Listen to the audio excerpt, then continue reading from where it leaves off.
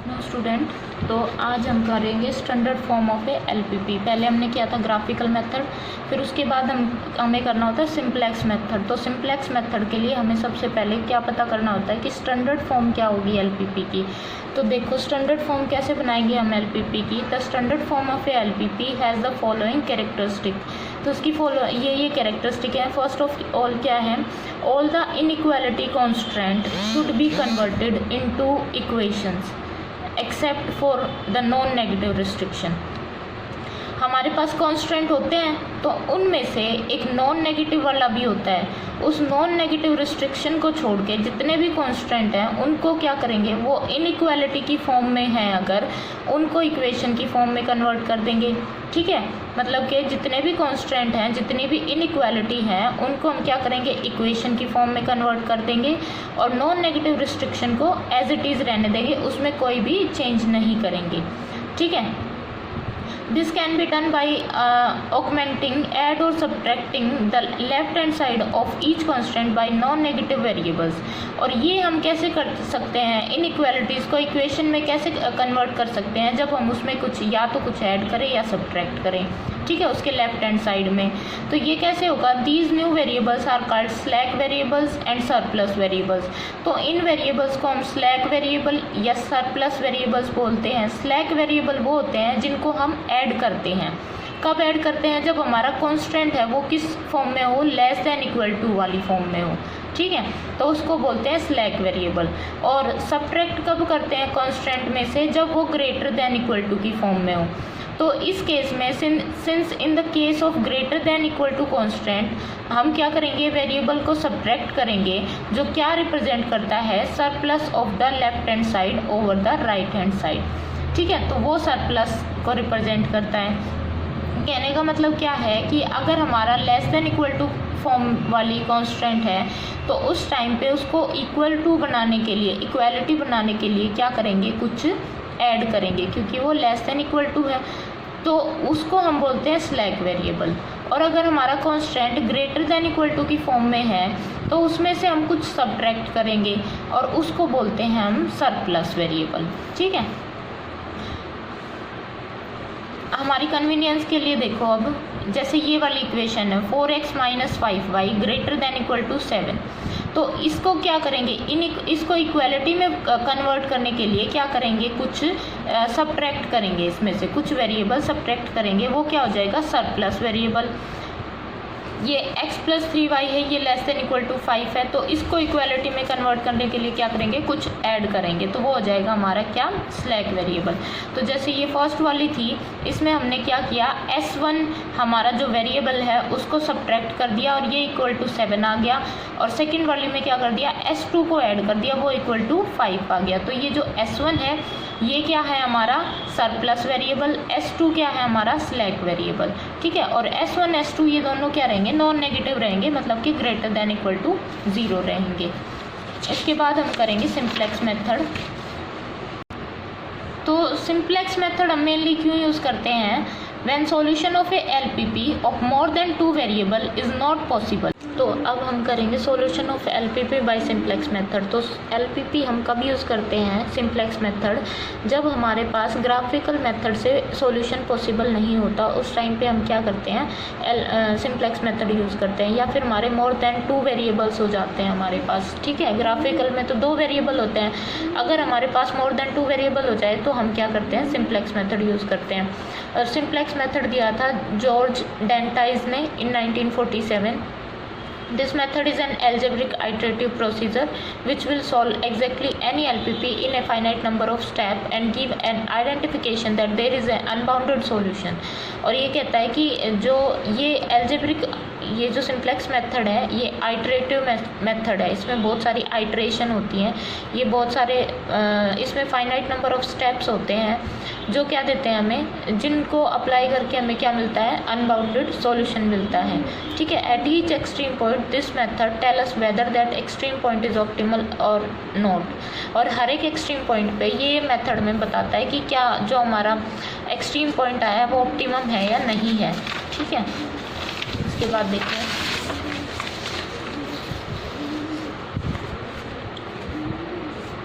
और next extreme point क्या होगा ये सब भी बताता है। इसका प्रोसीजर क्या क्या है, write a given LPP into standard form. सबसे पहले हम एक एलपीपी को स्टैंडर्ड फॉर्म में लिखेंगे, उसके बाद हम एक सिंप्लेक्स टेबल कंस्ट्रक्ट करेंगे। वो क्या है, ये हमारे बेसिक वेरिएबल होते हैं। जो स्लैक वेरिएबल्स आते हैं ना, स्लैक और सरप्लस वेरिएबल, वो हमारे बेसिक वेरिएबल्स में आते हैं, ठीक है। सी बी क्या होता है, कॉस्ट होती है, जो हमारे ऑब्जेक्टिव फंक्शन जब हम लिखते हैं, जैसे हमने जेड वाला ऑब्जेक्टिव फंक्शन लिया था तो वो क्या था, सी एक्स आई, तो ये सी क्या है, ये कॉस्ट है उसकी, ठीक है। और एक्स बी क्या होते हैं, हमारे जो रिक्वायरमेंट होती है ना, जब हम सिंप्लेक्स पढ़ रहे मतलब एलपीपी पढ़ रहे थे तो A X is equal to B था, ठीक है। तो जो बी क्या था, रिक्वायरमेंट वेक्टर था ना, तो एक्स बी क्या है, हमारा रिक्वायरमेंट वेक्टर है। यहाँ से x1 alpha, x2 alpha, xn alpha, ये हमारे क्या हैं, वेरिएबल्स हैं, ठीक है। और ये S1 B1 S2 B2 S2 SI BI, ये क्या है, हमारे स्लैक और सरप्लस वेरिएबल्स हैं, ठीक है, SM तक। और यहाँ पे हम लिखते हैं कि कॉस्ट x1 x2 xn की क्या क्या कॉस्ट है। और जितने भी हमारे सरप्लस और स्लैक वेरिएबल्स होते हैं ना, उनकी कॉस्ट हमेशा क्या लेते हैं, हम ज़ीरो लेते हैं, ताकि वो हमारी मैट्रिक्स में कोई भी चेंजेस ना लाएं, ठीक है। और ये जो स्लैक वेरिएबल्स की जो मैट्रिक्स आती है, ये हमेशा आइडेंटिटी आती है, ठीक है। उसके बाद देखो, ये z हमारा ऑब्जेक्टिव फंक्शन हो गया जो हमें फाइंड आउट करना है। यहाँ से सी बी और एक्स बी की मल्टीप्लिकेशन निकालते हैं, वो वैल्यू किसके इक्वल आती है। जब हम फर्स्ट टाइम करते हैं ना, फर्स्ट टाइम, तो ये सी बी एक्स बी की जो वैल्यू आती है, C B into X B, ये z इक्वल टू 0 आता है, क्योंकि यहाँ पे किसकी कॉस्ट लिखी जाती है, इन सरप्लस और स्लैक वेरिएबल्स की। और स्लैक और सरप्लस वेरिएबल की कॉस्ट क्या होती है, ऑलवेज 0 होती है। तो ये 0 0, ये इससे मल्टीप्लाई करेंगे तो ये 0 हो जाएगा। और ये हम यहाँ पे निकालते हैं डेल्टा जे, मतलब टोटल डेल्टा जे निकालते हैं। तो ये डेल्टा जे जो होता है, जैसे डेल्टा आई है, वो होता है हमारा जेड आई माइनस सी आई। अब ये देखो जेड आई क्या हो जाएगा, जेड आई होता है हमारा सी बी आई, जैसे C B one into Y one one, minus क्या हो जाएगा, कॉस्ट, ये जो फर्स्ट वाली कॉस्ट है यहाँ पे ऊपर लिखी जाएगी, उस कॉस्ट को माइनस कर देंगे। फिर C B two minus Y one Y two one, minus जो ऊपर कॉस्ट लिखी जाएगी वो माइनस कर देंगे। तो इस तरीके से आते हैं। तो जब हमारा हम फर्स्ट स्टेप करते हैं ना, तो हमारे सारे डेल्टा जे क्या आते हैं, नेगेटिव आते हैं, ठीक है। और जो सरप्लस वेरिएबल्स की डेल्टा जे आते हैं, वो हमेशा क्या आते हैं, 0, क्योंकि उनकी कॉस्ट क्या होती है, 0, ठीक है। इसके बाद देखो,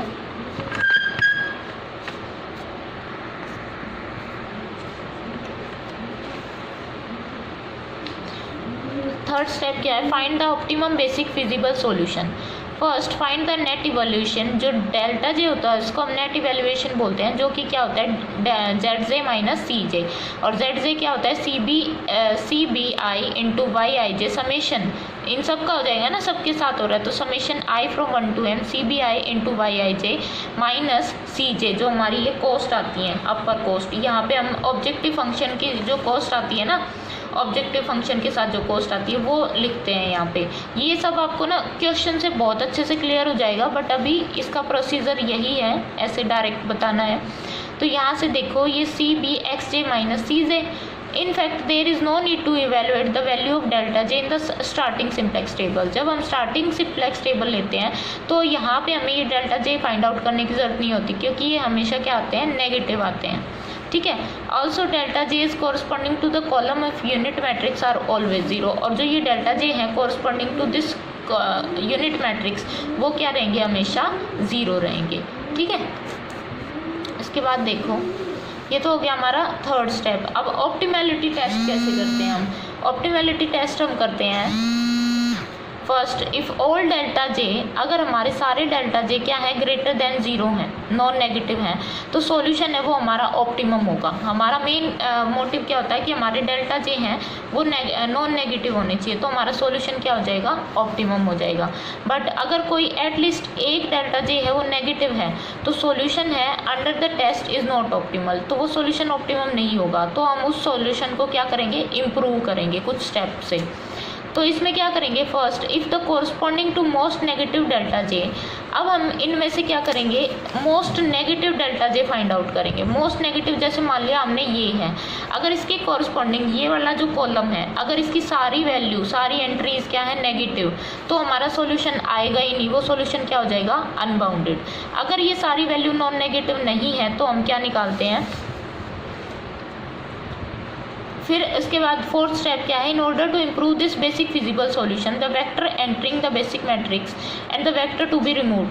तो फिर अगर सारे नेगेटिव नहीं है तो हम क्या करते हैं, कुछ वेक्टर डिफाइन करते हैं। हमारे वेक्टर क्या होते हैं, एक तो एंटरिंग वेक्टर और एक आउटगोइंग वेक्टर या फिर रिमूविंग वेक्टर जिसको हम बोलते हैं। तो ये इनकमिंग और आउटगोइंग वेक्टर हमारे होते क्या हैं, ये देखो। इनकमिंग वेक्टर तो होता है let X K be the incoming vector which is always selected corresponding to most negative value of delta J. अब जैसे मान लिया कि ये डेल्टा जे हमारा सेकंड वाला मोस्ट नेगेटिव है, तो इसके कोरस्पॉन्डिंग ये जो x2 आया ये हमारा क्या होगा, इनकमिंग वेक्टर। ये हमारा इनकमिंग वेक्टर कहाँ जाएगा, इस बेसिक वेरिएबल में। ये किसकी जगह पे जाएगा, वो हम निकालते हैं आउटगोइंग वेक्टर से। तो वो कैसे निकालते हैं, the outgoing vector beta R is selected corresponding to the minimum ratio of element of X B. तो ये जो हम आउटगोइंग वेक्टर है वो निकालते हैं मिनिमम रेशियो जो आएगी एक्स बी एलिमेंट की उसके कोरस्पॉन्डिंग, और वो क्या होगी, पॉजिटिव होगी। ठीक है, तो ये हम कैसे निकालते हैं, beta is equal to X B R divide by Y R K. ठीक है, तो जैसे ये जो हमारा एक्स बी है, ये रिक्वायरमेंट जितनी है इसकी रेशो हर इनके साथ निकालेंगे। जैसे हमारा सेकंड क्या था, इनकमिंग वेक्टर था ना, तो यहाँ पे Y X B one divide by Y one two, फिर X B two divide by Y two two, ये हम यहाँ लिखते हैं मिनिमम रेशो, यहाँ लिखेंगे। तो इनमें मिनिमम रेशो में से जो रेशो मिनिमम आएगी और पॉजिटिव आएगी उसके कॉरस्पॉन्डिंग जो वेरिएबल होगा, जो बेसिक है, जैसे मान लिया हमारा ये सेकंड वाला मतलब X B two divide by Y two two, वो मिनिमम आया, तो इसके कॉरस्पॉन्डिंग कौन सा है, S2 है। तो वो S2 क्या हो जाएगा, आउटगोइंग वेक्टर हो जाएगा और उसकी जगह पे क्या आ जाएगा, x2 आ जाएगा। ठीक है, ये हमारा आउटगोइंग वेक्टर होता है। फिर उसके बाद क्या करना होता है, the common element of Y R K which is in the rth row and kth column is known as leading element. और जो इसमें जो कॉमन एलिमेंट आएगा, मतलब जो ये जैसे ये y22, ये क्या हो जाएगा हमारा लीडिंग, क्योंकि S2 क्या हो रहा है, क्योंकि यहाँ ये क्या दे रहा है हमें, मिनिमम रेशियो। तो यहाँ से the common element Y R K which is in the rth row and kth column. तो जो वाई आर के होगा हमारा, जैसे कि ये y22 है, ये rth सेकंड कॉलम में और सेकंड रो में है, तो ये क्या होगा हमारा लीडिंग एलिमेंट हो जाएगा, जिसको हम पाइवोट एलिमेंट भी बोलते हैं। ठीक है, pivotal element of the simplex table. और उसको हम क्या करते हैं, एक स्क्वायर से मार्क कर देते हैं, उसके ऊपर जैसे एक स्क्वायर बना देंगे इस तरीके से, ऐसे कोई स्क्वायर बना देंगे। और क्या होना चाहिए कि इसकी वैल्यू हमेशा यूनिटी रहनी चाहिए। अगर वो यूनिटी नहीं है तो क्या करेंगे हम, इसी जो इसकी वैल्यू है उसी वैल्यू से इस पूरी रो को क्या कर देंगे, डिवाइड कर देंगे। ठीक है, तो ये वाली टर्म, ये जो एलिमेंट है ये हमारा 1 आ जाएगा, यूनिटी हो जाएगी। उसके बाद क्या करना होता है कि जो इसके ऊपर वाले जितने भी एलिमेंट्स हैं, ऊपर और नीचे वाले, जैसे y12, i2, ym2, ये होने चाहिए 0। ठीक है, तो क्या करेंगे, ये वाली जो रो आएगी उसमें कुछ मल्टीप्लाई करके, कुछ ऐसा मतलब उसमें कुछ आइट्रेशन लगा के इन वाली रोज़ में से क्या कर देंगे, सब्ट्रैक्ट कर देंगे, जिससे ये जो एलिमेंट क्या बन जाएंगे, 0 के इक्वल बन जाएंगे। ठीक है, तो ये क्या बोल रहा है, if number in the marked position is other than unity then divide all the element of that row by the key element, then subtract appropriate multiple of this row from the other remaining rows so as to obtain 0 in the remaining position of the column। तो ये क्या कह रहा है, ये जो मैंने बताया था वही है कि हमें जो पाइवोटल एलिमेंट होता है हमारा, जो की एलिमेंट या लीडिंग एलिमेंट होता है, उसको क्या होता है, करना होता है 1, बाकी को 0 बनाना होता है। 1 बनाने के लिए इसको इसी वैल्यू से क्या कर देंगे, पूरी रो को डिवाइड कर देंगे। इनको 0 बनाने के लिए ये जो रो आई थी उसको किसी ना किसी से मल्टीप्लाई करके क्या करेंगे, इसमें से सब्ट्रैक्ट करेंगे, ताकि वो क्या, ये वाले जो एलिमेंट्स क्या हो जाएं, 0 हो जाएं। तो यहाँ से आप मेन हमारा मोटिव क्या होता है कि delta J equal to Z J minus C J क्या होना चाहिए हमारा, ग्रेटर देन इक्वल टू 0 होना चाहिए। कोई भी नेगेटिव डेल्टा जे नहीं रहना चाहिए।